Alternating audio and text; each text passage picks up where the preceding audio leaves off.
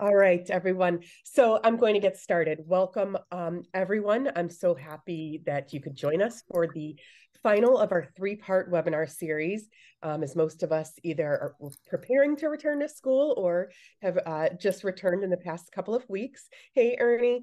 And my name's Jamie Guidry. I'm an Educator Success Manager at Robo Wunderkin. I'll be your host for today. And I also have with me our newest Educator Success Manager, Claire Alexiak, and she is our stage manager behind the scenes. Thank you, Claire. Some housekeeping before we begin. The webinar will be recorded. Okay, so we ask that you keep your microphones off unless you're speaking to the group.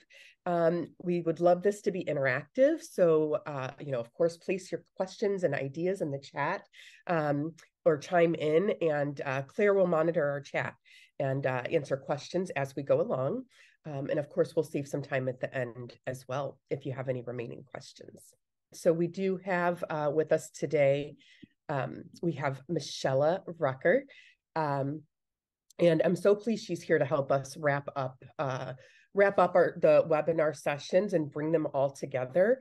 If this is your first time joining us, Ms. Rucker, soon to be doctor, has an extensive resume, some great insights on the pillars of a successful STEM program. So thanks for being with us here today, Michellea. And if you could just go ahead and tell us a little bit about yourself, Michellea. So thank you again, Jamie, and so excited to see everyone here again. And I see some names from some of the other sessions. So that's awesome that you follow us throughout the 3 sessions. I actually am a 20+ year educator. And during that time, I was actually teaching high school and actually 7th through 12th grade. And those students were students of color. We're in a city, San Antonio, Texas, that is exponentially growing in STEM. But they did not feel like they would have the opportunities because they were in a STEM desert. And so that's what BrownSTEM became, actually a way for them to be a part of an incubator and accelerator that brokers programs that are in their community, but also specifically that is student led, student design, and included student voice. And so I'm so excited to be able to, be a part of this conversation with you, to think about STEM and impact and, building inclusivity. So thank you again for that time to introduce myself, Jamie. Yes, absolutely. Thank you so much for being here. Again, I'm glad that all of you have joined us here today. Before we really dive into today's session, I'd like to just recap for some of the newcomers what we're spotlighting with this series. Robo Wunderkin is on a mission to make STEM accessible for all students. And so taking a look at the statistics on this slide, which is, of course, what we did share in the previous sessions, but for context, one can see that this is important work that needs to be done. The U.S. is ranked 24th on PISA scores, which is an assessment that measures students' ability to really apply the reading and math and science skills to real life challenges. Okay, so, while many districts are working to implement STEM programs, sometimes we fall short. So we really wanted to ask ourselves, what were the pillars of a successful STEM program? We interviewed more than 50 K-12 STEM administrators and educators and experts in the field. And our conclusion was, we can move to the next slide, that the earlier students have that positive exposure to STEM, the more likely they are to pursue STEM education and a career pathway. Right, so the 2 operative words there being earlier and positive. No, you're good. And Michellea, in the last 2 sessions, we kind of dug into those 5 pillars of an effective STEAM program, and we provided some tools for administrators and teachers to use as they begin building or continue building their STEM ecosystem that is inclusive and manageable and sustainable. Today, I would really like you to talk more about those tools to identify opportunities and goals that these administrators and teachers can make for the year. Yeah, definitely. We're going to dig into that a little bit more. And I also love to hear from you, our participants, about tools that you're using. Remember, Jamie said as we started this, that this is a interactive webinar. So we want to hear from you so that we can share the resources that we all know of. Absolutely. And so, Michelle, just so you know, today's questions really are going to cover the principles of our STEM innovation checklist that we shared at the end of our last session. And so if you are new to us, we will be sharing that again at the end of the webinar.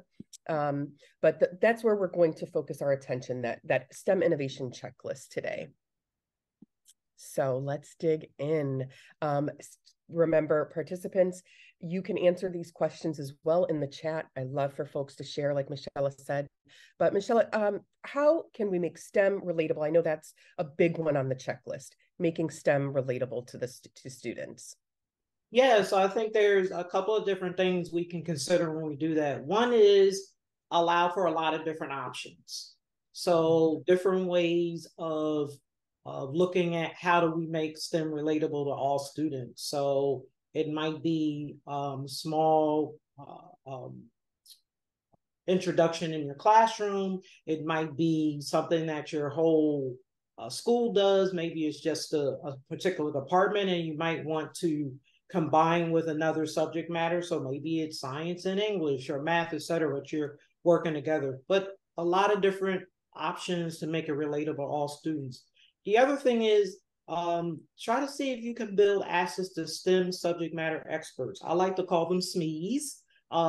They're in your community. They are often willing to come in and actually work side by side with the school and the teachers to actually take their lived experience as a STEM subject matter expert and actually embed that into the learning to make it relatable to students. Because we also want to connect it to, as Jamie alluded to, those data, making it real world applicable so that they're ready to go into that 3.5 million STEM workplace that she alluded to earlier with that data. So those are just some things. I'd love to hear if anyone else has some come off mic to talk about what have you done to make STEM relatable to all students?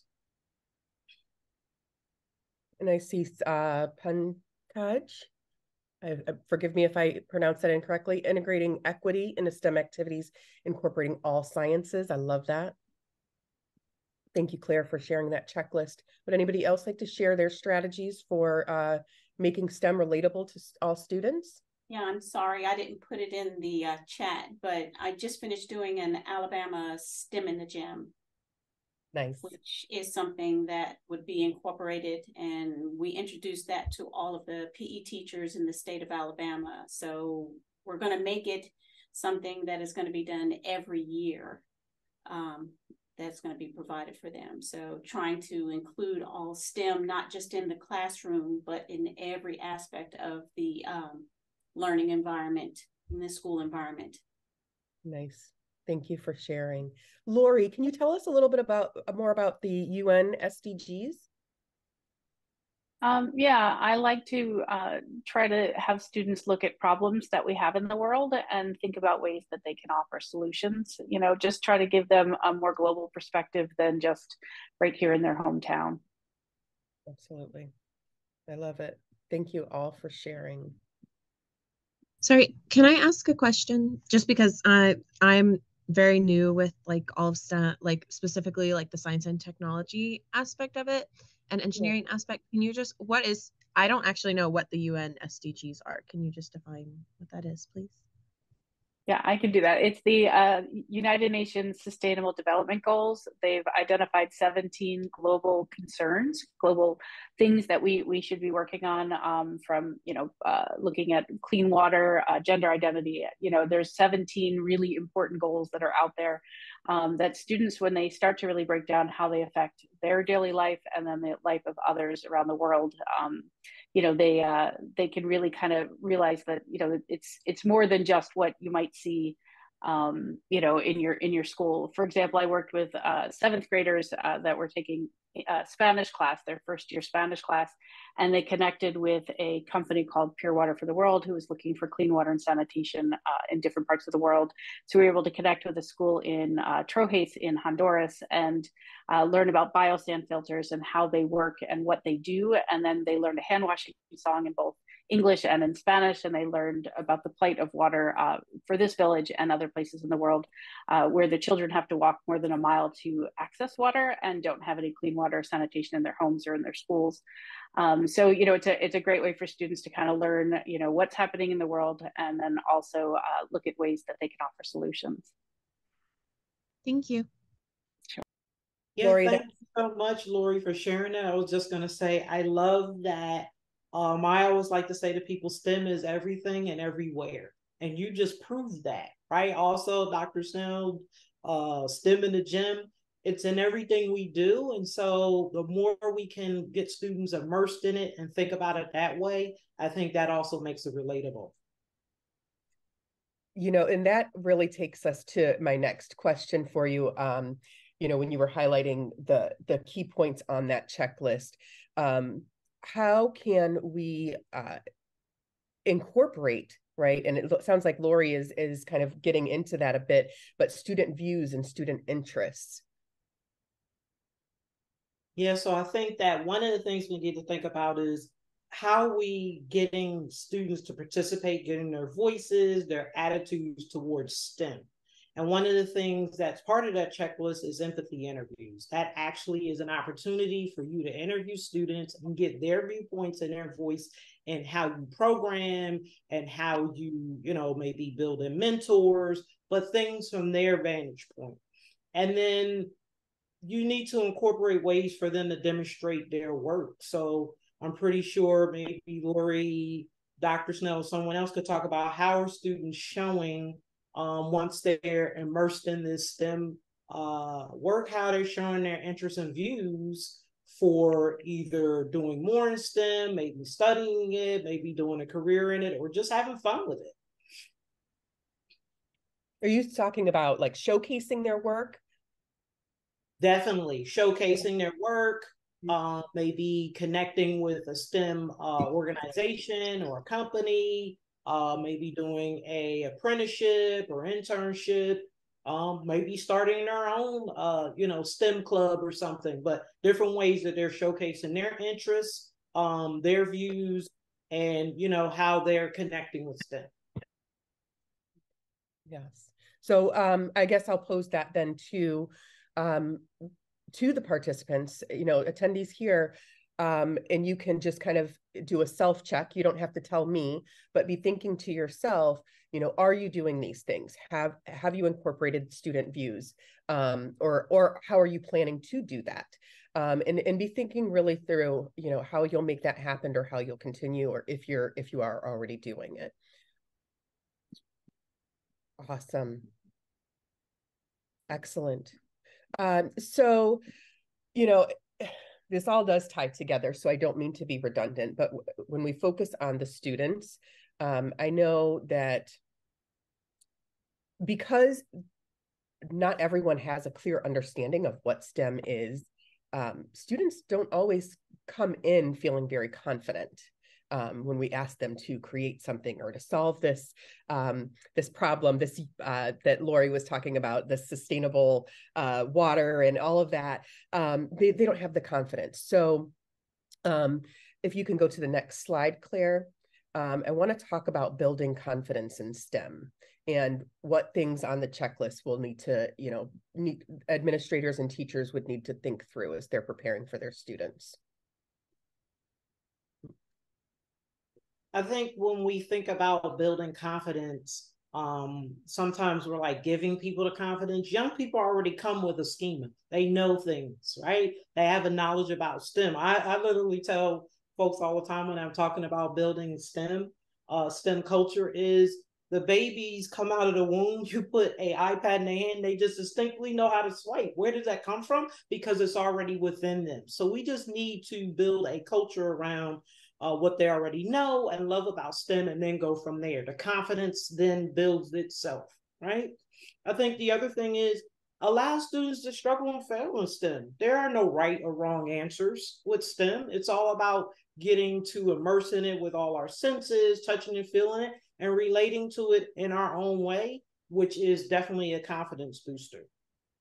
And then I think providing a lot of different instructional formats. So collaborative work, independent, inquiry learning. I love Lori's example of connecting with another country to do a project, right? But a lot of different ways. Actually, Dr. Snell said in the gym, STEM in the gym. Somebody else said equity in STEM. And so just providing a lot of different ways for students to actually get a chance to see STEM in different lenses and different viewpoints, and that helps with building confidence. Yeah. And I think also you mentioned, getting their views and doing those interest surveys, right? And so if it's something that they're interested in and we accept their ideas and promote their ideas and their views, I think that would also, build that confidence. Yeah, I think, I mean, coming from the classroom, how can I say it? I think teaching should be where we ask them questions of what do they think, what matters to them, what's their passion, because then you can build a curriculum or anything that, would make the learning process fun, engaging, not only just for the student, but for the teacher. I just think about project-based learning, how, as a teacher, as a facilitator, and the students taking ownership of their learning, but you being there as a guide, because, they're veer off into something else that they shouldn't, and you want to get them back on track.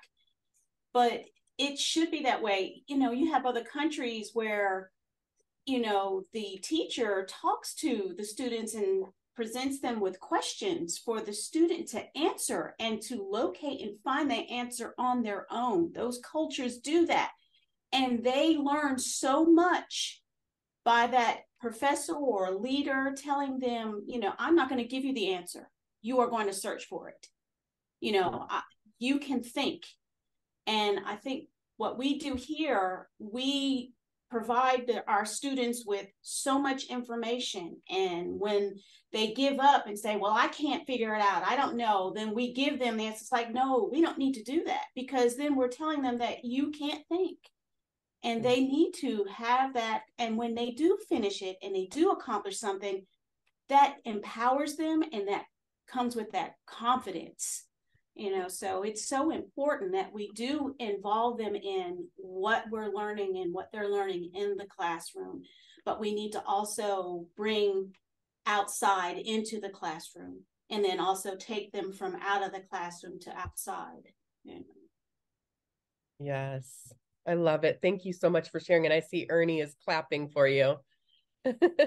Yeah, I really kind of like that's the struggle, right? It's not just giving them the information, it's teaching them how to find it. Like it can get and it gets frustrating, to have to show your work, right, is always sort of the frustrating part, but that's how you get them over that hurdle. Because the second they realize they know how to do that, the second that confidence gets built in, suddenly you take a step back and they are just like exponentially going like more, just a little bit of push. Yeah, and I love that you mentioned that it can be difficult, because that is another item on the checklist, is helping administrators and teachers shift into that growth mindset. Sometimes it is just easier for us to give those answers, right? Because we have so much content to get through, and we've got these tests coming up, and teach to the test and all of that. So shifting teachers, if we go to the next slide, administrators and teachers shifting into that growth mindset. So Michellea, let's talk a little bit more about that. Yeah, so I actually like to think that everybody has to have a growth mindset. The teachers, the administrators, those partners that you work with, because you're building a STEM culture, right? And if you have never done that before, you need to do it collaboratively. So when we say growth mindset, the leader needs to think about what do they need to provide to the teachers that are actually providing the curriculum or bringing in community partners, et cetera, to support them. That's a part of the growth mindset. The other part of the growth mindset is thinking about how do we build STEM skills with students leading that process. Ernie and Dr. Snell brought up some great examples about students come capable of answering questions. We just send them on, you know, I like to call it a journey of you have to find the answers. I'm here as a support to you, as a facilitator. So as we like to say, as a guide on the side instead of the sage, like I'm the wise Yoda giving all the answers. No, we can do that. And that growth mindset comes from top down, but in a circle. So it's not like, hey, the boss said, all the way trickling to the teacher, but no, teacher up from student voice guiding that to say, here's what we need to support because we're building the STEM culture, which is about curiosity, inquiry-based learning, experiential learning, project-based, all those great points that participants have brought up. Yes, absolutely. And so I would invite everyone to think about, you know, what is your role? Are you an administrator? Are you a teacher? How, you know, do you yourself have a growth mindset? How do you support those others that are in your building or that you work with in having that growth mindset? Are you receptive to the new ideas that teachers are bringing to you, you know, from their students? You know, and again, you don't have to say that out loud to me, but something to, you know, the idea is to take this checklist and really work through it so that we're prepared for our year and have those goals for ourselves. You know, Jamie, can I add to that also to say that a growth mindset is also being aware of your limitations, right? So if you feel like I really do want to do a STEM, but I'm not that program or something in your classroom, I'm not that knowledgeable, go to your neighbor teacher or maybe someone who has that background. I often share my husband as a retired engineer, and we met through a school where he was teaching robotics. I knew nothing about STEM, but I would be in his classroom all the time, watching, learning, listening to the students because we partnered up. So my growth mindset was, I don't know about this, but I'm curious. So I'm going to go to someone who does and actually partner with them and to learn. Now we're married, so I know all about it. But point being is that when you talk about growth mindset, is also being in a place of awareness to say, I need help, I need support, I'm interested, but I need somebody who is an expert or knows more and I can partner up. I love that. I love that. And that does speak to, you know, even the culture of the school, right? I remember, you know, when I first went into teaching, you know, years and years ago, but being, you know, that first year teacher and almost, you know, afraid to ask questions. Like I knew that there were things that I didn't know, but I think if you have that culture of openness and, you know, administrators and colleagues are also, you know, receptive and supportive.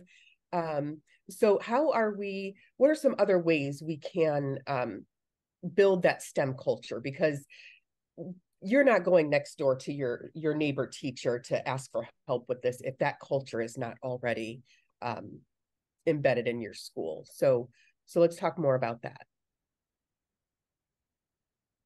So here I think that having dedicated time for curriculum planning is important.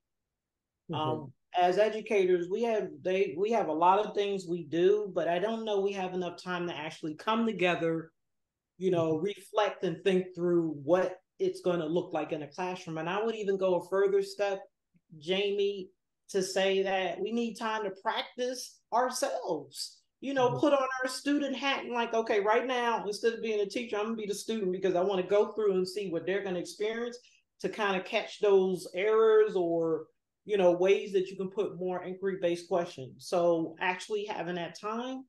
And then I think really looking at, this goes back to the STEM subject matter experts, bring in local industry connections. My husband shared with me when he worked for AT&T for their community service, he actually went once a month to a school that they had adopted, and he would go in that day and spend time with students on a STEM project or talking about what he does at AT&T. And I think those connections actually start to build a STEM culture, because students start to see STEM in their school, as opposed to like what we call a one-off or a STEM day, or, you know, we're going to do it this week. But it's actually becoming embedded into the culture that we are a school that celebrates STEM and that we're doing regular activities to incorporate it. Once again, bringing the outside in, as people talked about, and, you know, having them actually go to the company also, that works too, to actually see projects there within the workforce. That's a neat idea. I'd like to hear from participants.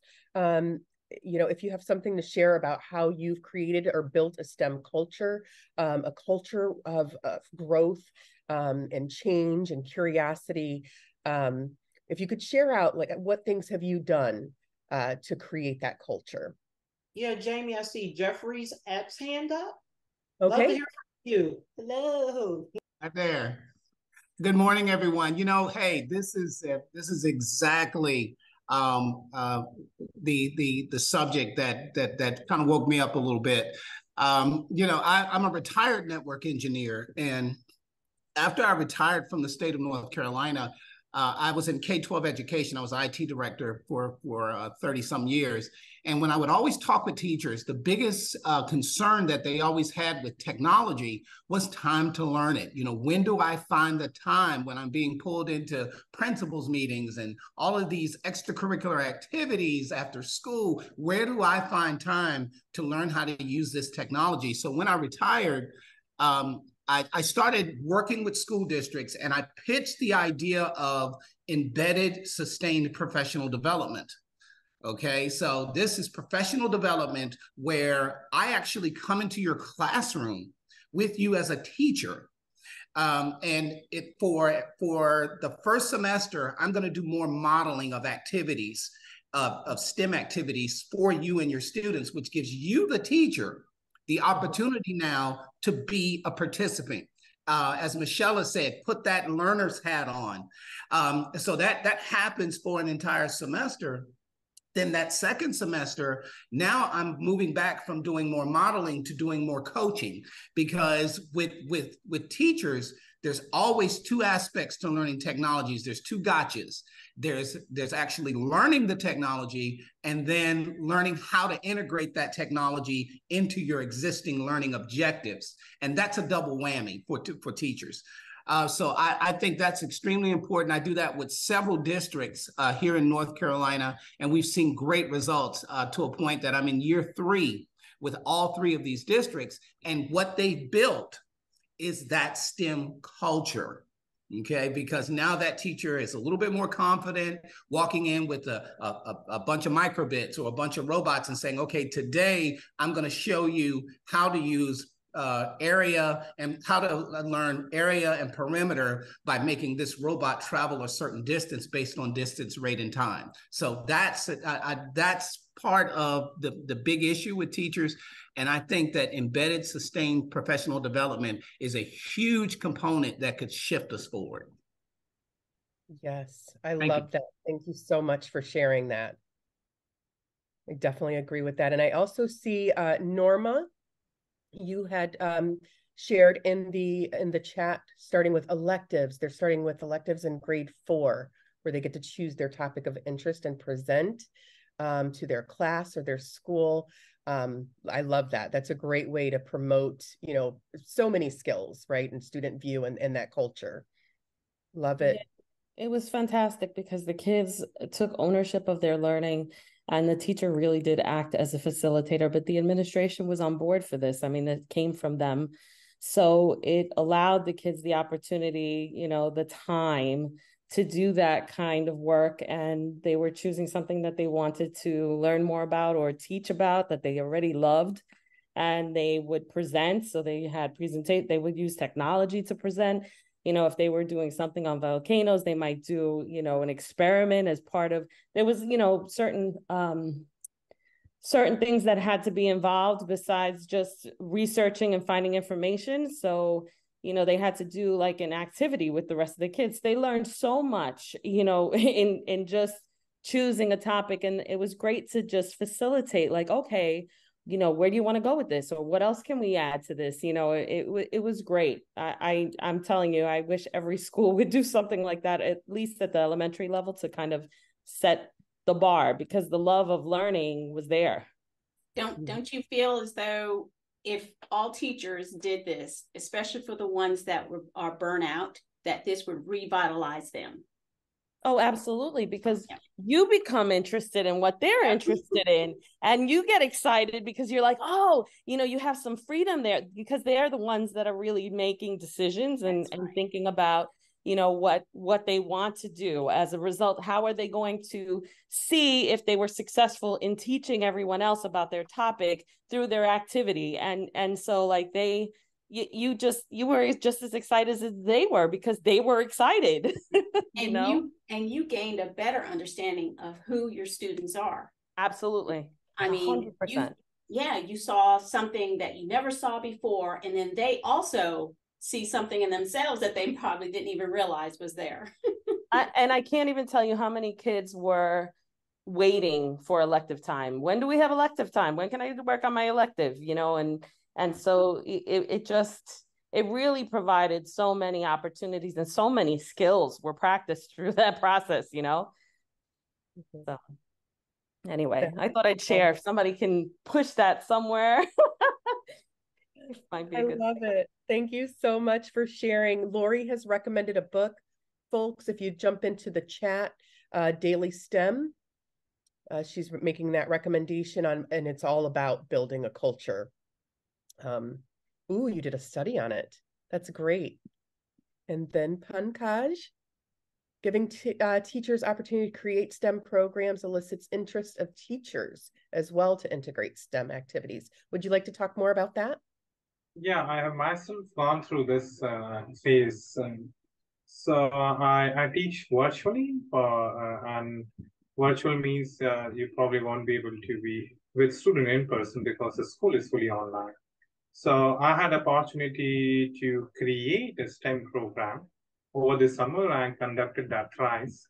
And I felt, every year I was able to build up a STEM culture in the school, and that elicited interest of the administrator to improve it and pursue that each and every year. And this is the third year I've been able to conduct that.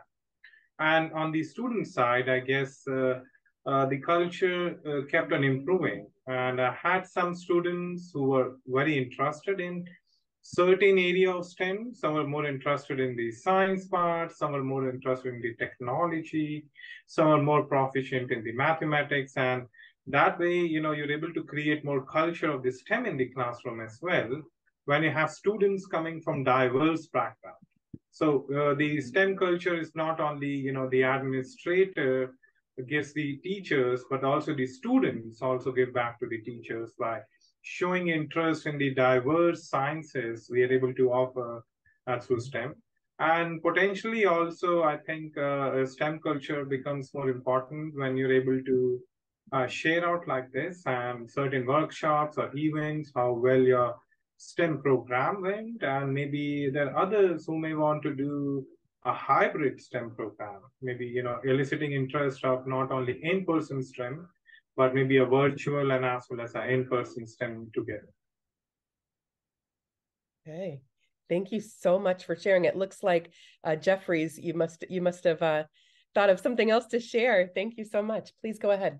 Oh, no worries. Thank you. Thank you. I think I'm listening to everybody, and everyone's bringing up such great points. I think one of the other points to mention is that we always have to show teachers that we're not here. When I go in to work with teachers, one of the things that I always share with them is that I'm not here to show you how to teach STEM. I'm here to show you how to use STEM to teach. For example, case in point, if I were to walk into a professional development session, let's say with 4th grade math teachers, but I also roll in carts of Robo Wunderkin robot kits, right? Generally what you see is those teachers do this. You see the arms fold and they go, oh, here we go again. Okay. And so you expect me to make those little things do what they're supposed to do. And I've got to learn that. However, if we show them how we're using this technology, because that's all it is, the kits are technology. They're the T in STEM. And you know, we have to show them how now do we incorporate the scientific method, the engineering process, and how do we incorporate mathematics. That's when teachers start to see, okay, so I'm not going to be bombarded with having to learn all the nuances of this technology, but I just need to learn how it's going to help me raise achievement in ratios and proportions and all of the other objectives when my students are struggling. So I think that's a very important part. Once again, saying, you know, I'm not here to teach you to teach STEM, but I'm here to show you how to use STEM to teach.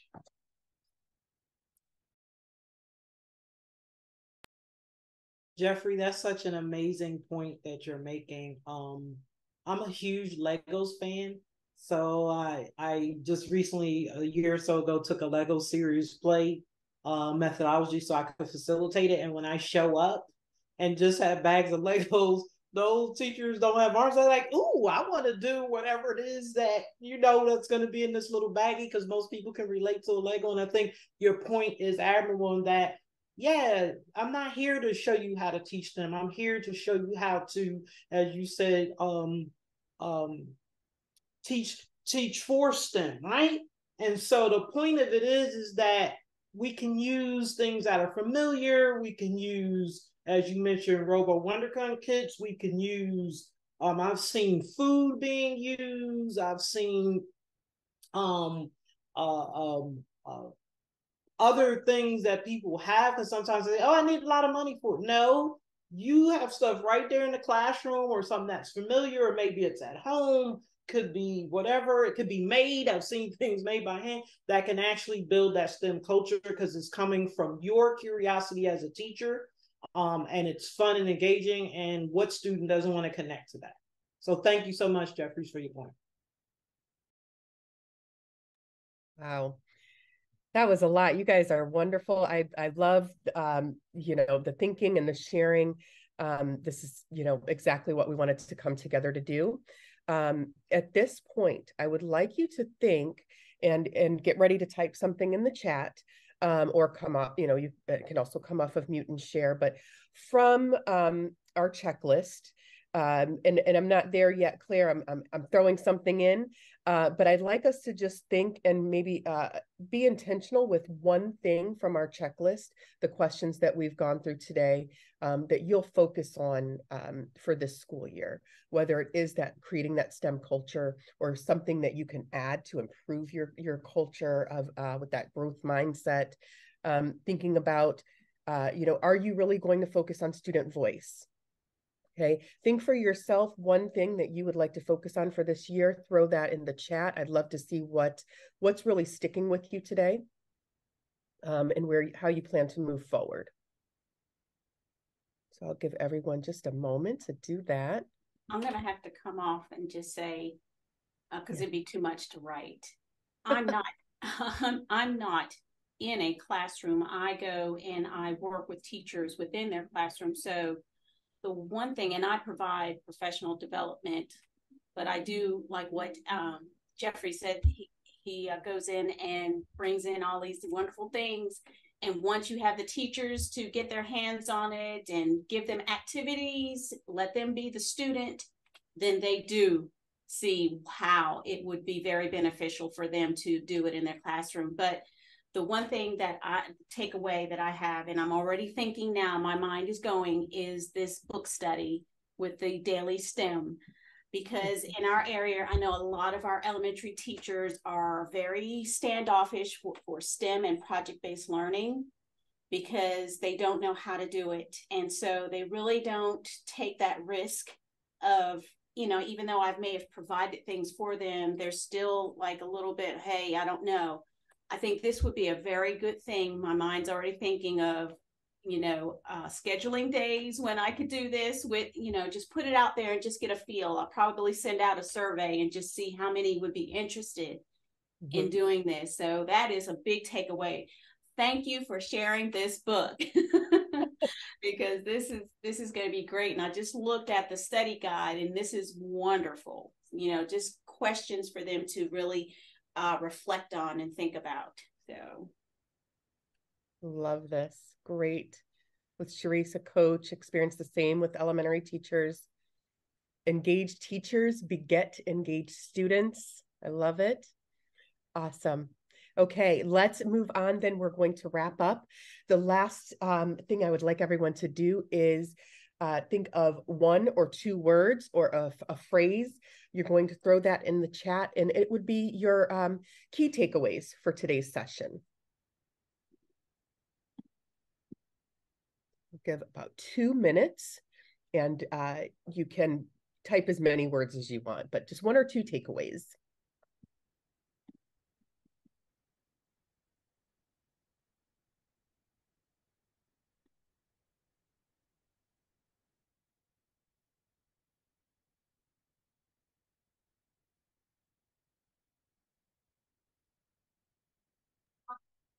I love it.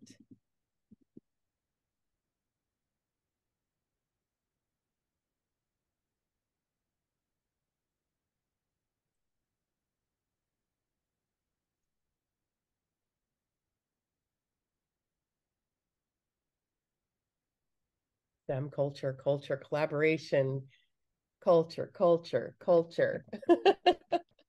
I love it. Okay.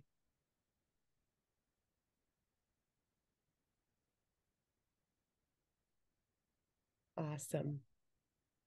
Thank you so much, everyone. And Claire, I'm not going to create the word cloud, but I love that everyone is sharing. It is about the culture. It is about working together. I love that you all are excited. But I do want to, as we close up, just talk a little bit about who we are, what we do, so we can move to the next slide. Oh, before that, I'm so sorry. Questions. Did anybody have questions for Michellea or any of the other folks that are here? It sounds like, there's lots of collaboration going on right here in this room. So if you have a question for myself, Michellea, or any of the other participants, please go ahead and ask those now. Something that a number of people touched on was like getting connections with STEM organizations or groups in the area, which I love the idea of. And I was just wondering if there are, like, how do you do that? Like, how do you reach out and like find organizations? I'm curious what your recommendations are or what other people have done. I'm a newer teacher as well, so just like learning how to establish those connections and relationships is something I'm interested in hearing about. Absolutely. I'll tell you one thing that I did, and I'm sure, other folks have their own experiences and strategies. But what I did very early on was get to know my parents, because the first thing I found was just the number of resources I had right there in my classroom, and having those parents, and we created a little database. So I did it with my students. My whole grade level ended up doing it, and then it just exploded. And that was kind of our best practice. We would get these experts right from our community, our school community, and build the system that way. I'd love to hear what other people have done to access community members. Yeah, I was gonna say, Lena, that first of all, welcome to teaching. You said you're new teaching. Welcome. Hopefully you'll be like some of us on here. I've been doing it over 20 years. I stopped counting at 20, but welcome. I got in touch with local associations in the community that are STEM focused, and literally they have usually in their yearly goals to do programming to increase youth involvement.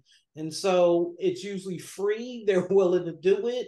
Come out, you still got to follow whatever your your district rules for, vetting them and background checks and everything. But that's the first way. And then also there are STEM businesses in your community. You can just reach out to them, which I did, and actually say, hey, I'd love to collaborate with you to come in. But I would say start with your community first, and then you can go broader. I mean, there's some STEM organizations that actually do it, but I say keep it community, because then it's local to your parents, as Jamie said, but also to the students in the community. So they're like, wow, Mr. Jones does this. I pass by his, store every day, or he goes to my church. They recognize, and that also brings some familiarity. I would also say, if I could interject as well, add to the conversation, one of the things that my mentor told me a long time ago, he said, Jeff, if students ride by 4 to 5 manufacturers in their region or in their area and can't tell you what they make and how they make it and how it relates to what they're learning in the classroom, then we failed them. Okay. So for example, in one of my counties, they have a place called, I believe it's called Packet, where they make if you've ever bought meat in the store, it's that little rubber plastic thing that absorbs something from the meat. Well, they make those, okay?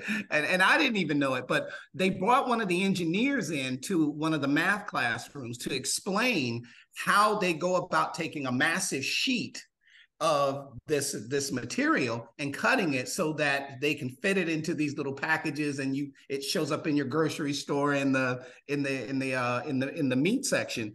But they also had this robotic arm in the factory that would actually move the boxes and set them on pallets instead of getting a human to do it. So there was a robotics session with that. There was a math session with that, and this guy actually worked in Q quality control. So then he had to talk about how he had to look at patterns to ensure that the pieces were being cut correctly the entire time. And so I think to answer Elena, to answer your question, start with industry that surrounds your neighborhood, your community, stuff they see every day, and then go approach the plant managers and all of these people and say, look, we live here. These kids live here and they play here and they go to school here.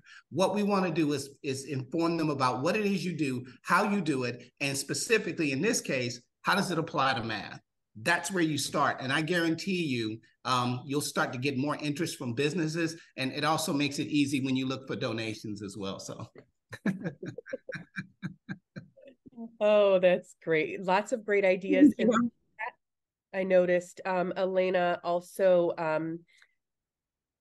someone mentioned that if you live, Matthew mentioned that if you live near a college, there's often student groups with undergrad or grad students that would love to visit your school and classroom. So that's another one. And yes, as Jeff was saying, local, the things that are around them. Lori says that she took students to the local recycling plant, right? So those are some great ideas that everyone has shared. Did anyone else want to jump in? Right. Great, then we'll keep moving. I want to thank everyone who participated and shared. I do want to say that this webinar was sponsored by Robo Wunderkin, and you can see here a little bit about us.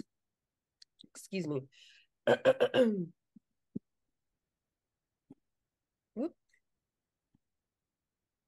Sorry, I lost my notes here.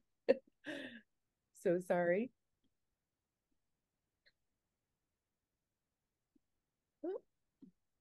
One moment, there we go. But you can see here, we are a team of engineers, entrepreneurs, and educators working together to really support you, right? In creating that cross-curricular STEM program for students and teachers.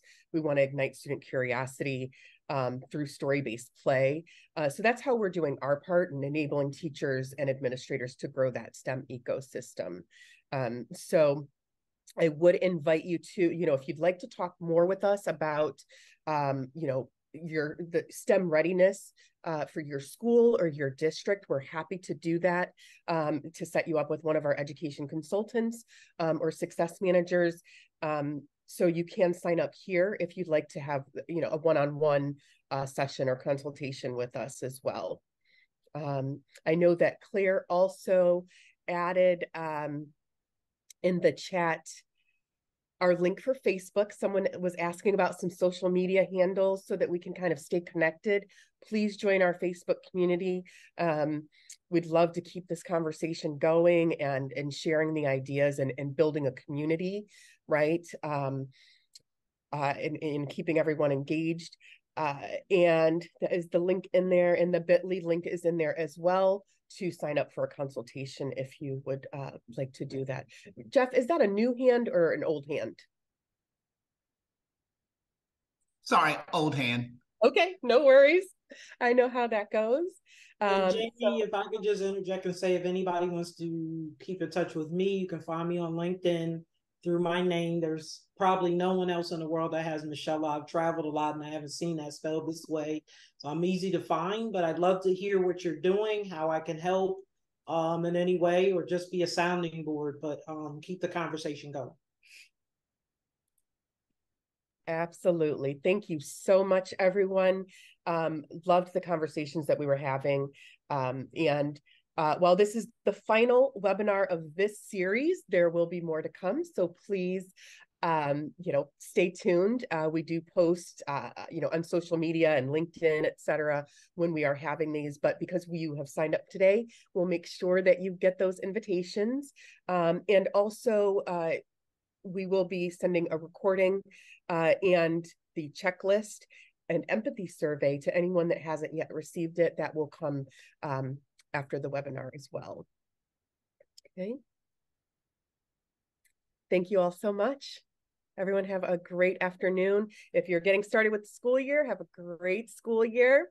Good luck with those kiddos. And I look forward to seeing everyone again.